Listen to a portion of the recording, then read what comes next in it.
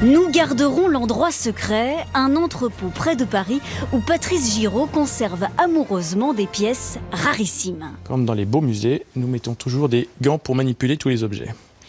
Donc là, vous avez un R2D2 original de l'Empire contre-attaque. Et là, vous voyez, vous avez le moule du comédien qui rentrait dans R2D2. On a un personnage du film finalement là. Seul le créateur de la saga, George Lucas, possède lui aussi des R2D2 originaux. Celui-ci a été récupéré directement auprès du fournisseur du film dans les années 80 et sa valeur est aujourd'hui inestimable. 500 000, 1 million, 2 millions.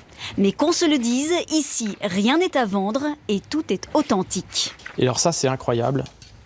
Voilà ce qui reste du tout premier Dark Vador au monde. On a Dark Vador, le vrai, devant nous, quoi. Voilà, c'est le Saint Graal, quoi, de la science-fiction. Mon Graal, en fait, c'est cette photo signée par Harrison Ford. Si mon appartement brûle, la première chose que je prends, c'est ça, quoi. Sébastien est un collectionneur beaucoup plus modeste. Plusieurs centaines d'objets peuplent son appartement, des figurines surtout. Pour pas effrayer les gens, je cache certaines choses. Sa plus belle pièce, c'est celle-ci. En fait, c'est une réplique de sabre laser.